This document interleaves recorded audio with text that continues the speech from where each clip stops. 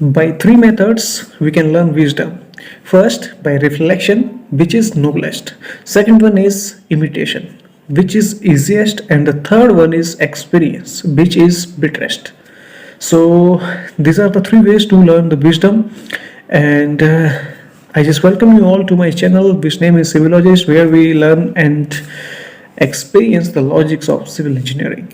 About me, myself, Ankush Sharma. And from today in this channel something is gonna happen, so we will discuss in this video. लेकिन video शुरू करने से पहले मुझे कुछ बातें हैं जो आपसे डिस्कस करनी है। बातें कुछ ऐसी हैं जो बहुत ज़रूरी हैं अभी के टाइम के लिए, क्योंकि हमने जैसे पिछली वीडियो में भी डिस्कस किया है कि कोई भी वैकेंसीज करंट में नहीं आ रही हैं, तो जो भी स्टूडेंट हैं जो सीरियस एस्पिरेंट्स हैं वो सभी डिमोटिवेट फील कर रहे हैं। मैं भी उनमें से हूँ। सो मैं आप सबके बारे में वो चीज़ फील कर सकता हूँ। देखो, लेक्चर्स तो हम लेंगे, लेक्चर्स पढ़ाई भी करेंगे, लेकिन उससे पहले मैं आपको एक चीज़ बताना चाहता हूँ कि कभी भी लाइफ में आप अपनी टेम्परेरी फीलिंग्स के बेस पे परमानेंट डिसीजन मत लीजिए। मेरे बहुत सारे दोस्त हैं जो भी तैयारी कर रहे हैं। बहुत से मेरे दोस्त हैं वो चाहते हैं कि वो तैयारी छोड़ देना चाहते हैं। तैयारी छोड़ देना चाहते हैं क्योंकि वैकेंसीज नहीं है।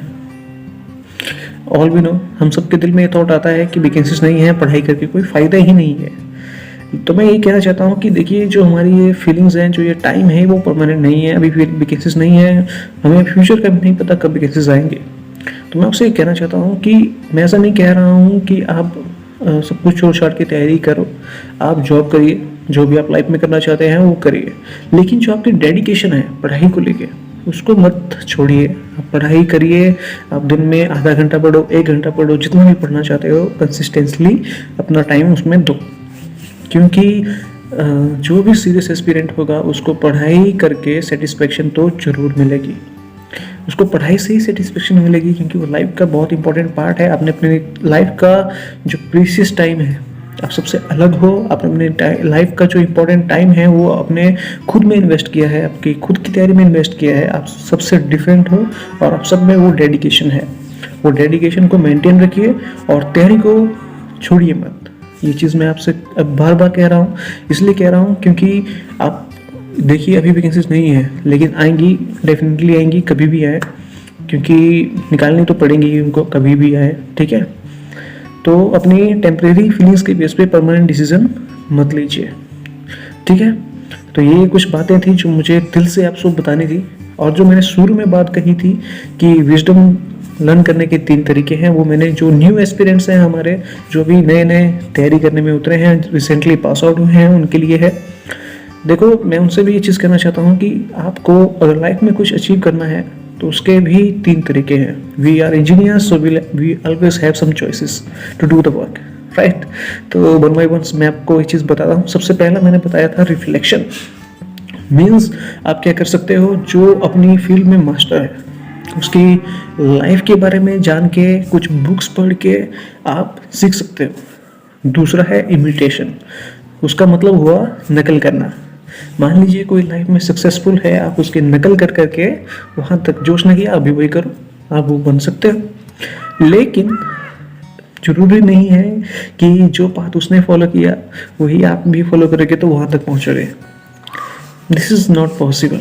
ठीक है, लेकिन ऐसा करते हैं। तो this is the second way. And third way is your experience. आप जब किसी काम को करते हो, आपको उसका एक्सपीरियंस होता है, आप उसमें बेटर होते जाते हो।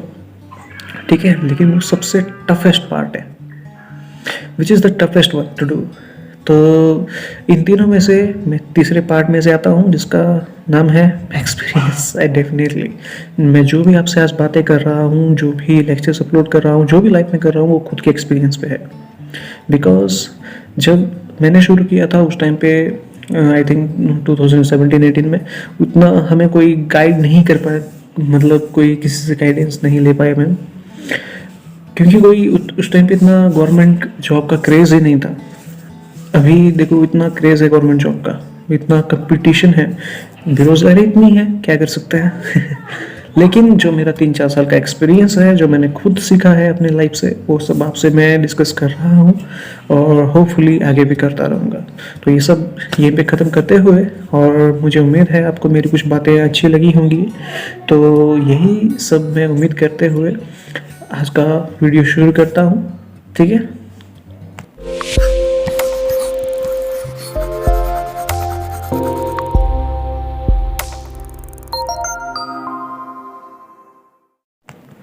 देखिए, आज हमने शुरू करना है सॉइल मैकेनिक्स। तो सॉइल मैकेनिक्स के बारे में पढ़ने के बहुत सारे वे हैं। एक तो वो है जो सभी पढ़ते हैं, अभी वैसे पढ़िए। आप बुक लीजिए, 1 by 1 सारे टॉपिक्स पढ़िए। आप शुरू करिए डेफिनेशन से, व्हाट इज सॉइल। ठीक है। इंजीनियरिंग में सॉइल का क्या इंपॉर्टेंस है, this is the second topic, origin of soil. ये सब आप ऐसे पढ़िए। एक तरीका ये है। एक दूसरा तरीका है जो मैं आपको बताऊंगा, और मैं वैसे ही पढ़ता हूँ, आपको भी वैसे ही बताऊंगा। मैंने क्या किया है, मैंने अराउंड 60-70 क्वेश्चंस डिज़ाइन किए हैं, कहीं ना कहीं से लिए हैं, खुद भी कुछ क्वेश्चन बनाए हैं मैंने। और मैं आपको MCQs फॉर्मेट में नहीं पढ़ाने वाला हूँ, ये चीज़ आप समझिए। मैं आपको कॉन्सेप्ट बताऊंगा, आपको सब्जेक्टिव वे में क्वेश्चन करवाऊंगा मैं। जो अगर कोई एस्पिरेंट है जो SSC जे की तैयारी कर रहा है, SSC मेंस में जैसे क्वेश्चन आते हैं उस फॉर्मेट में आपका क्वेश्चन करवाऊंगा मैं। और जो कॉलेज के स्टूडेंट हैं उनके लिए बहुत हेल्पफुल होने वाला है, और जो जे की तैयारी कर रहा है उसके लिए बहुत ही ज़्यादा बेनिफिशियल है। आपके कॉन्सेप्ट्स बनेंगे। जब आप सब्जेक्टिव क्वेश्चन को करोगे, आप MCQs को बिना झिझक के कर पाओगे। तो ये चीज़ अपने माइंड में रखिए और क्लियर रखिए। और अपना आप अगर ये कंटेंट आपको पसंद आता है इस वीडियो का, तो आप मुझे इन फ्यूचर फॉलो कर सकते हैं। तो बिना टाइम वेस्ट किए हुए शुरू करते हैं आज का लेक्चर। So welcome guys. तो जियोटेक इंजीनियरिंग, ठीक है, एक हमारा इम्पोर्टेंट सब्जेक्ट है। ठीक है। तो इसको शुरू करने से पहले मैं आपको एक चीज़ बताना चाहता हूँ। आपको जो मैं कहानी बताऊँगा अभी, उस कहानी को समझना है बिल्कुल अच्छे तरीके से। कहानी कुछ इंटरेस्टिंग है। ठीक है। हमारा जो पहला चैप्टर है, ठीक है, हमारा पहला चैप्टर क्या है, सॉइल वाटर रिलेशनशिप। ठीक है। तो सॉइल वाटर रिलेशनशिप के बारे में आपको मैं कुछ कहानी बताने वाला हूँ। आपको वैसे ही उसको याद रखना है। ठीक है। अगर आप, क्योंकि हमारा जो माइंड है, आप उस पर बर्डन डालोगे कि ये फॉर्मूला याद करो, ये फॉर्मूला याद करो, आप नहीं कर पाओगे, आप एग्जाम में भूलोगे। ठीक है। अब देखो मैं क्या कहना चाहता हूँ आपको। कहानी ये है कि इस चैप्टर से आपको एक न्यूमेरिकल डेफिनेटली देखने को मिलेगा। डेफिनेटली मिलेगा आपको देखने के लिए एक न्यूमेरिकल। एक क्या, एक से ज़्यादा भी आते हैं, लेकिन न्यूमेरिकल देखने को मिलता है इस चैप्टर से। तो जो न्यूमेरिकल है वो होगा 2 तरह का। पहले हम डिस्कस करेंगे टाइप 1 कि किस तरह का न्यूमेरिकल आ सकता है यहाँ से। देखो, टाइप 1 में आपको जो न्यूमेरिकल देखने को मिलेगा वो होगा आपका कुछ फॉर्मूला बेस्ड। ठीक है। ये मैं क्यों आपको कहानी बता रहा हूँ, देखो, आपको अगर पूरा चैप्टर याद करना है तो आपको बहुत टाइम लगेगा। ठीक है। आप बहुत ज़्यादा कंफ्यूज होगे, लेकिन आप उसको समराइज़ कर लोगे अपने माइंड में, तो आपको ऐसा लगेगा कि कुछ नहीं है, एक कहानी है। आपको पूरा सॉइल मैकेनिक्स से कहानी की तरह याद लगेगा, और आपको कोई दिक्कत ही नहीं होगी रिवाइज करती बार भी। तो जैसे मैंने कहा कि न्यूमेरिकल बेस्ड एक आपको क्वेश्चन मिलेगा, और वो 2 तरह से आ सकता है। अब मैंने पहला कहा आपको फॉर्मूला बेस्ड। अब फॉर्मूला बेस्ड किस तरह से आ सकता है। अब जैसे अगर मैं आपसे कहूँ कि ई क्या है, ई है, आप कहोगे जी वॉइड रेशियो है। अब मैं पूछूँ इसका फॉर्मूला क्या है, आपको बोलोगे कि volume of voids upon volume of solids. बिल्कुल बेसिक है। ठीक है। तो मैं अगर इसको मुझे डिस्क्राइब करना है तो मैं कैसे डिस्क्राइब करूँगा कि क्या है वॉल्यूम ऑफ वॉइड्स, क्या है वॉल्यूम ऑफ सॉलिड्स। तो इसको डिस्क्राइब करते हैं हम किससे, फेज डायग्राम से। ये कुछ नाम आपने ऑलरेडी सुन के रखा होगा और आपने यूज़ भी की होंगी, फेज डायग्राम। तो इसको मैं बिल्कुल आपको इजी बना रहा हूँ कॉन्सेप्ट को। देखो, अगर मैं कहूँ जैसे ये कोई मेरी फेज डायग्राम है, ठीक है, ये है मेरा सॉलिड, ठीक है, ये है वाटर और ये है एयर। तो बिल्कुल बेसिक रूल है कि जो राइट साइड है वहाँ पे हम डिस्क्राइब करते हैं वेट को। ठीक है। राइट साइड में क्या डिस्क्राइब होता है, वेट। तो ये है वेट ऑफ सॉलिड, ये है वेट ऑफ वाटर और ये है वेट ऑफ एयर। और हवा का वेट क्या होता है, 0, इसको हम मान के चलते हैं 0। और लेफ्ट साइड में अगर मैं आपसे कहूँ, ठीक है, अगर हम लेफ्ट साइड में मान के चलें तो लेफ्ट साइड में क्या डिस्क्राइब करते हैं हम, वॉल्यूम, ठीक है, volume of solids, volume of water and volume of air. अब देखो यहाँ से एक चीज़ समझो, जहाँ पे आप कंफ्यूज होते हो, कंफ्यूज कहाँ होते हो, देखो वॉल्यूम ऑफ वाटर और वॉल्यूम ऑफ एयर। अब पानी और हवा कहाँ रहेंगी, जहाँ पे चीज़ कोई भी खाली होगी वहाँ पे पानी और हवा होंगी। अब बोतल है, बोतल अगर खाली है या तो उसमें हवा है, आप उसमें पानी भर दीजिए क्योंकि उसका एक खाली वॉल्यूम है। तो इन दोनों को जब हम कंबाइन करेंगे, ठीक है, वॉल्यूम ऑफ एयर और वॉल्यूम ऑफ वाटर को जब मैं कंबाइन करूँगा तो उसको मैं कहूँगा वॉल्यूम ऑफ वॉइड्स। यहाँ से निकला आपका वॉल्यूम ऑफ वॉइड्स। और वॉल्यूम ऑफ सॉलिड्स तो कुछ ना कुछ होगा, ठीक है। तो इसको हम कहते हैं फेस डायग्राम। और कितने फेस हैं इसके, ये 1, 2 और ये 3। तो मैं इसको कहूँगा ये है 3 फेस डायग्राम। क्लियर एवरीवन, इसमें कोई दिक्कत नहीं होनी चाहिए आपको। कुछ इस तरह से आपको क्वेश्चन आएगा एग्जाम में कि आपको वॉल्यूम आपको निकालना है कि कितना वॉइड रेशो, कैसे वॉइड रेशो है, कितना वॉइड रेशो है, पोरोसिटी कितनी है, ठीक है, डिग्री ऑफ सैचुरेशन किस तरह से आप निकाल सकते हो। मीन्स आपको फॉर्मूला बेस्ड क्वेश्चन आएगा। आपको पूछ लिया जाएगा कि ड्राई डेंसिटी कैसे निकलती है। अगर आपको फॉर्मूला पता है G S gamma W upon 1 + E करके आप निकाल दोगे। लेकिन अगर आपको फॉर्मूला नहीं पता है तो आप क्वेश्चन नहीं कर पाओगे, ठीक है। ये है फर्स्ट टाइप का क्वेश्चन, टाइप 1 जो हमने डिस्कस किया अभी, कि आपको फॉर्मूला बेस्ड क्वेश्चन पूछा जाएगा। अभी देखो मैं सिर्फ कहानी बता रहा हूँ आपको कि किस तरह से क्वेश्चन पूछे जाते हैं। अभी आपको सिर्फ और सिर्फ कहानी सुननी है, ठीक है। अब अगर मैं पूछूं कि टाइप 2, अब डिस्कस करते हैं कि टाइप 2 किस तरह का क्वेश्चन आ सकता है भाई न्यूमेरिकल। अब ये आएगा आपको कुछ इस तरह से कि आपको मान लीजिए ये कोई है बोरोपिट।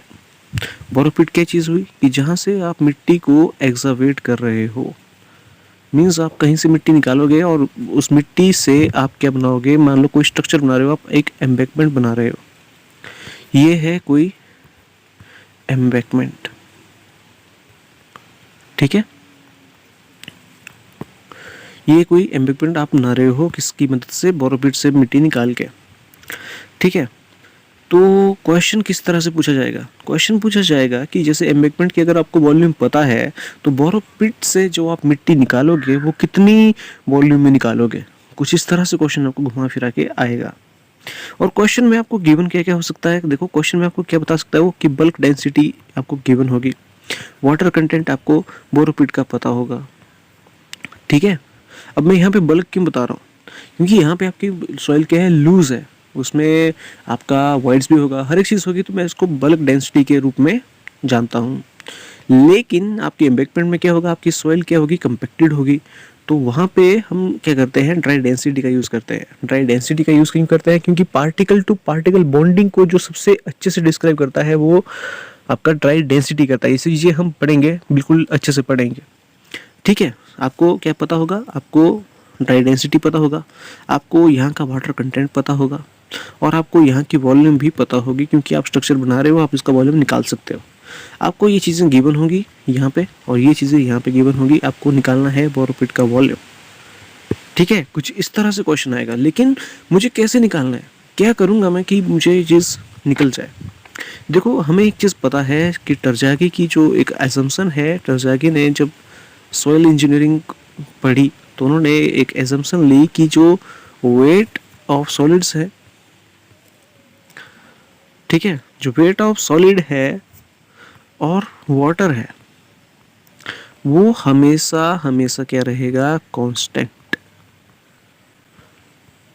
ठीक है, क्या रहेगा, कांस्टेंट, क्योंकि पानी भी इनकम्प्रेसिबल है और सॉलिड भी इनकम्प्रेसिबल है। तो यहाँ से मैं क्या करूँगा, अगर मैं यहाँ पे वेट ऑफ सॉलिड्स अगर निकाल लेता हूँ तो मैं उसी को यहाँ पे अप्लाई कर सकता हूँ और वहाँ से मैं वॉल्यूम निकाल सकता हूँ यूनिट वॉल्यूम अप्रोच के ज़रिए। तो ये चीज़ें कैसे होंगी इसका भी हमारे पास सॉल्यूशन है, अभी हम आपको निकाल के बताते हैं कि कैसे निकल सकता है।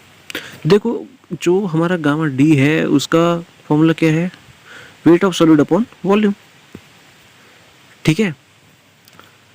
अगर मुझे वेट ऑफ सॉलिड्स निकालना है, निकाल सकता हूँ यहाँ से, लेकिन ये टोटल वॉल्यूम है क्या? इस टोटल वॉल्यूम का मतलब है volume of solids plus volume of air plus volume of water, इन तीनों को मिला के बना टोटल वॉल्यूम। ठीक है, यहाँ से मैंने क्या निकाल दिया, WS। आपको ये क्वेश्चन में गिवन होगा वॉल्यूम, टोटल वॉल्यूम और ड्राई डेंसिटी भी गिवन होगा आपको एम्बिक्वेंट का। यहाँ से आपने वेट ऑफ सॉलिड निकाल लिया। जब आप बोरोपिट पे जाओगे, ठीक है, बोरोपिट पे जाओगे तो आपको ये चीज़ पता है कि अब ड्राई डेंसिटी और बल्क डेंसिटी में क्या रिलेशन है, वो है gamma D is equal to gamma T upon 1+W। अब मैंने आपको क्या कहा कि आपको ये भी गिवन होगा और ये भी गिवन होगा, आप यहाँ से ये निकाल सकते हो। ठीक है, सॉरी, बल्क आपको गिवन होगा, जैसे मैंने आपको यहाँ पे बताया। देखो, बल्क आपको गिवन होगा, वाटर कंटेंट आपको गिवन होगा।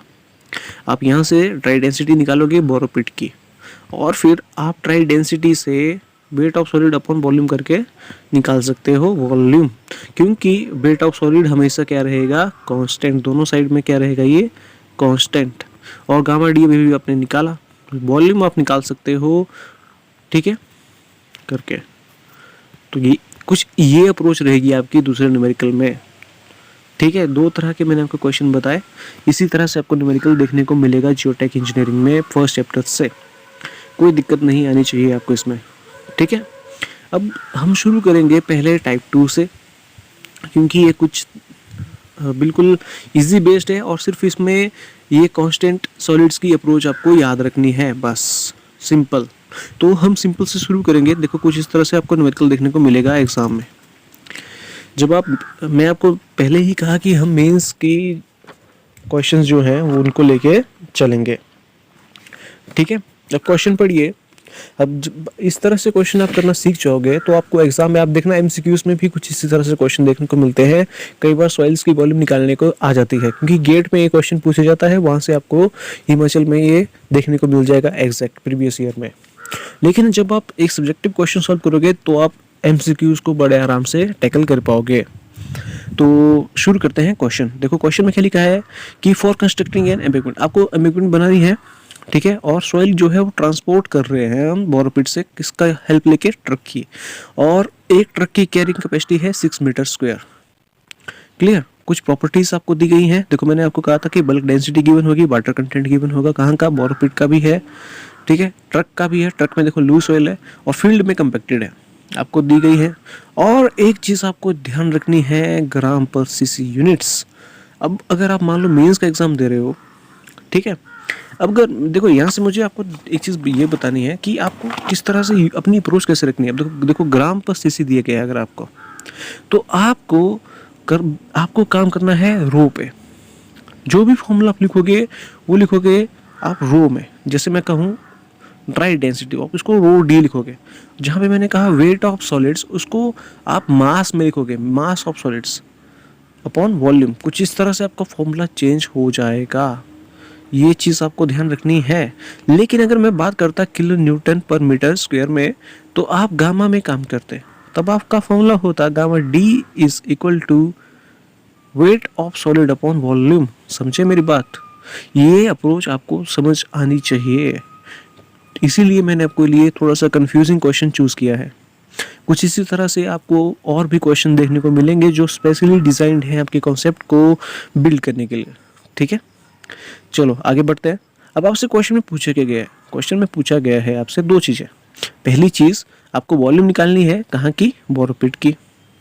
दूसरा, आपसे नंबर ऑफ ट्रिप्स पूछे गए हैं ट्रक के, कि कितना आपको ट्रक लेके जाने हैं अगर आपको 100 मीटर क्यूब की कंपैक्टेड अर्थ को फिल करना है। ठीक है, तो बिना टाइम वेस्ट किए हुए शुरू करते हैं सॉल्यूशन। ठीक है, अब मुझे क्वेश्चन में दिया क्या है। एक तो मुझे बोरोपिट, बीच में ये कोई गाड़ी है जो मुझे दहेज में मिली है, अरे मजाक कर रहा हूँ, ठीक है, और एक मेरी एम्बैंकमेंट है। ठीक है, 3 चीज़ें दी गई हैं। ये क्या है, ये है बोरोपिट। बोरोपिट में क्या क्या गिवन है मुझे देखो, बल्क डेंसिटी और वाटर कंटेंट गिवन है। ठीक है, तो मैं इसको कैसे लिखूंगा, रो T से डिनोट करूंगा बल्क डेंसिटी को, और वाटर कंटेंट गिवन है मुझे इसका, सेम मुझे इसका भी गिवन है, और सेम मुझे एम्बैकमेंट का भी गिवन है। कितना कितना है ये, इसका है 1.66 और 8, 1.66 और ये है 8%। सेकेंड वन का कितना है 1.15 और ये है 6%, और इसका है 1.82 एंड 14%। ठीक है, कुछ इस तरह से। अब क्या अप्रोच करनी चाहिए मेरी, ठीक है, यहाँ पे तो और एक चीज़ और आप समझिए, यहाँ पे क्या दिया गया है आपको, यहाँ पे क्वेश्चन में एक चीज़ और समझनी है, 100 मीटर क्यूब। ये क्या है आपकी, ये है कंपैक्टेड अर्थ फील्ड की टोटल वॉल्यूम। तो आपको एक चीज़ क्या दी गई है, volume is equal to 100 metre cube. It is given in question. Clear everyone? तो अगर देखो मुझे क्या कहा है, ये सब चीज़ें दी गई हैं, तो मैंने आपको शुरू में क्या कहा था कि आपको फील्ड की जहाँ पे आपको सॉइल लेके जानी है उसकी वॉल्यूम पता होगी, आपको बल्क पता है उसका, तो आप यहाँ से क्या निकाल सकते हो, आप निकाल सकते हो ड्राई यूनिट वेट। ठीक है, तो ड्राई यूनिट वेट निकालोगे, रो डी वो होगा आपका mass of solids upon total volume. ठीक है, कोई दिक्कत नहीं होनी चाहिए। ठीक है, लेकिन आपको रो डी पता होना चाहिए यहाँ से। इसके लिए आपको क्या पता हो, रो डी का फॉर्मूला है, हमें देखो बल्क दिया गया है, तो बल्क में क्या रिलेशन है, अपॉन 1 प्लस डब्ल्यू। तो फील्ड में कितना कितना है, ये 1.82 है। ठीक है, रो टी की वैल्यू 1.82, 1 प्लस वाटर कंटेंट कितना है 14, तो 0.14। इसको जब हम सॉल्व करेंगे तो कितना आएगा ये, एक सेकंड आप भी कीजिए, मैं भी कर रहा हूँ। 1.82 1 प्लस 14, ये आ गया आपका 1.596 यूनिट्स ग्राम पर सीसी। ऑलवेज रिमेंबर, आपको यूनिट्स के साथ लिखना है। अगर आप मेंस का एग्जाम दे रहे हो तो यूनिट्स आपको ध्यान रखनी है बिल्कुल अच्छे से। ठीक है, ये आपका आ गया यहाँ से रो डी। अब मैं यहाँ से एमएस निकाल सकता हूँ क्या, ये है ग्राम पर सीसी में, लेकिन आपको यहाँ पे यूनिट्स का भी ध्यान रखना है। कैसे, अब आप यहाँ पे क्या कर रहे हो, आप देखो ये है ग्राम पर सीसी। ठीक है, इनटू आप वॉल्यूम कर रहे हो मीटर क्यूब, यहाँ पे जब ये जाएगा। ठीक है, तो इसको करने का टैकल क्या है, देखो मीटर क्यूब को जब आप कन्वर्ट करोगे तो 10⁻6 हो जाएगा, ये 10⁻³ हो जाएगा, तो टोटल यहाँ पे 10⁻3। ठीक है, तो कितना था ये 1.596, तो 1.596 इंटू 10⁻3 इंटू वॉल्यूम कितना था 100 मीटर क्यूब, यही था ना। हाँ, तो जब इसको आप एमएस निकालोगे मास ऑफ सॉलिड्स, तो ये कितना आ जाएगा, ये आ जाएगा आपका 159,600 किसमें, किलोग्राम में। मास किसमें होता है, ये आ गया आपका एमएस एक साइड का। ठीक है, ये कैलकुलेशंस आपको करना आना चाहिए बिल्कुल इजी। ठीक है, अब अगर हम बात करते हैं इन बोरोपिट, अब चलते हैं बोरोपिट की तरफ। अब बात करते हैं बोरोपिट की। तो बोरोपिट में देखो जो हमें बल्क दिया गया है वो कितना है, बोरोपिट में चलते हैं। बोरोपिट में है 1.66 और ये है 8%। ठीक है, ये है 1.66 और वाटर कंटेंट है 8%। तो रोडी हमें ड्राई निकालना है, तो bulk upon 1 plus water content, तो 1.66 अपॉन 1 प्लस 0.08, तो when we calculate it we will get it as 1.537 gram per CC. तो आपको वही अप्रोच याद रखनी है। ठीक है, एमएस अपॉन वी। अब एमएस हमने ऑलरेडी कैलकुलेट किया है यहाँ पे, और रो डी हमने अभी भी कैलकुलेट किया है। तो रो डी कितना है 1.537, यहाँ पे मैं 10⁻³ कर देता हूँ, और एमएस की वैल्यू हमें पता है कितनी थी, कितनी निकली थी 159,600। ठीक है, अपॉन वी।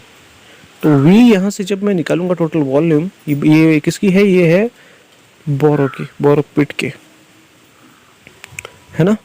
तो कितने निकलेगी ये निकल के आएगी मेरी 103.83 मीटर क्यूब।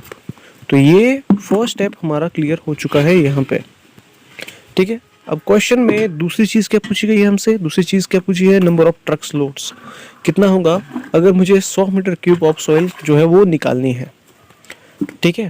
तो चलते हैं पार्ट 2 पे।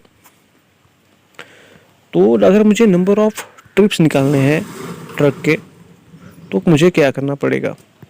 देखो यहाँ पे भी क्वेश्चन में क्या क्या गिवन है, मुझे ट्रक के बारे में भी कुछ गिवन है। उसका जो बल्क डेंसिटी है वो है 1.15 और वाटर कंटेंट है 6%। तो shall we note here, okay.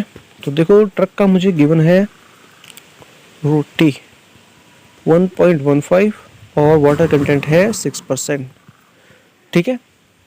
तो अगर मैं यहाँ पे ड्राई निकालता हूँ तो कैसे निकलेगा, रोटी अपॉन 1+W। तो ये है 1.15 अपॉन 1+0.06। तो when we solve it what we get 1.084 gram per cc, ठीक है। यहाँ से भी हम देखो मास ऑफ सॉलिड्स तो बिल्कुल सेम रहेगा। यही अप्रोच मैंने आपको शुरू में बताई थी कि आपको जो मास है या वेट है सॉलिड्स का वो बिल्कुल कांस्टेंट रहेगा, वही रहेगा, ठीक है। ये हमने निकाल दिया है 1.084 इंटू 10⁻³ हो जाएगा। मास ऑफ सॉलिड्स हमें पता है 159,600 कुछ जितना ही था, जितना भी था, अपॉन वॉल्यूम। तो वॉल्यूम कितनी निकल के आएगी यहाँ से, वॉल्यूम आ रही है हमारी 147.23 मीटर क्यूब, कुछ इस तरह से। अब क्वेश्चन में चलिए, आपको एक चीज़ देखी होगी आपने क्वेश्चन में, क्या चीज़ देखी है, देखो क्वेश्चन में जो एक ट्रक की कैरिंग कैपेसिटी है वो है 6 मीटर स्क्वायर, ठीक है। और टोटल वॉल्यूम कितनी आ रही है 147.23 मीटर क्यूब, ठीक है। तो कैसे निकलेगा ये, तो नंबर ऑफ ट्रिप्स मुझे अगर निकालने हैं तो मुझे इन दोनों को डिवाइड करना पड़ेगा 147.23 अपॉन 6। तो when we total it will comes at 25 trips approximately. तो कुछ इस तरह से आपको क्वेश्चन देखने को मिलेगा। आप इसको समराइज कर सकते हैं, एक बार फिर से मैं आपको बता देता हूँ इसको, ठीक है। क्वेश्चन में हमें से क्या क्या गिवन था और कैसे गिवन था, आप इसको प्रॉपर देखो, फिर से एक बार रिवाइज कर लेते हैं, आपको याद रहेगा अच्छे से। क्वेश्चन में क्या क्या पूछा गया था, आपको bulk density water content given था, वहाँ से हमने क्या निकाला, हमने ड्राई डेंसिटी निकाली पहले, और हमने वहाँ से मास निकाला, क्योंकि ग्राम पर सीसी में हमारे को यूनिट्स दी गई थी, ठीक है। क्योंकि मास ऑफ सॉलिड क्या रहता है, बिल्कुल कांस्टेंट रहेगा थ्रू आउट, कहीं पे भी आप निकालो, चाहे बकेट में, चाहे ट्रक में, चाहे बोरोपिट में, ठीक है। तो ये अप्रोच थी, और कुछ इस तरह से आपको फॉर्मूलाज यूज़ करके ये क्वेश्चन सॉल्व करना है। और अगर आप मीन्स अगर कभी आप देते हो एसएससी जेईई का, तो ये क्वेश्चन आपको 15 मार्क्स का देखने को मिलेगा, ठीक है। अगर आप इससे रिलेटेड कोई भी एमसीक्यूज देखोगे तो आप बिल्कुल इजीली कर पाओगे यही अप्रोच लेके, क्लियर। तो आज की वीडियो कुछ ज़्यादा लेंथी हो गई होगी, तो अब अगला क्वेश्चन हम अगले क्वेश्चन लेके आएंगे नेक्स्ट वीडियो में। तब तक के लिए सी यू गाइस।